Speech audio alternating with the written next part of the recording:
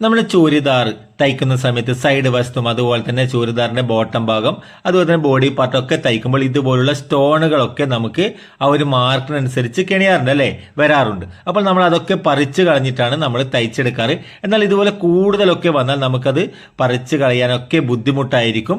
അപ്പോൾ നമുക്ക് ചെയ്യാൻ പറ്റുന്ന ഒരു അടിപൊളി ടിപ്സാണ് നമ്മൾ കാണിച്ചു വരുന്നത്. അതായത് നമ്മളിവിടെ നല്ലവണ്ണം നമ്മുടെ അയൺ ബോക്സ് ഒന്ന് ചൂടാക്കിയതിന് ശേഷം ഇതുപോലെ ഈ ഒരു കല്ലിന്റെ മുകൾ ഭാഗത്തായിട്ട് ഇതുപോലെ ഒന്ന് വെച്ച് കൊടുക്കുക കേട്ടോ.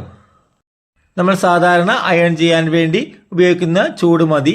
ഇപ്പൊ നമ്മൾ അല്പസമയം ഇതുപോലെ ഒന്ന് വെച്ച് കൊടുത്ത് നമ്മൾ അതിന് ശേഷം നമ്മൾ ഇവിടെ ഒന്ന് കൈ കൊണ്ട് കണ്ടോ ഇതുപോലെ ഒന്ന് വലിച്ചു കൊടുത്താൽ മതി കണ്ടോ.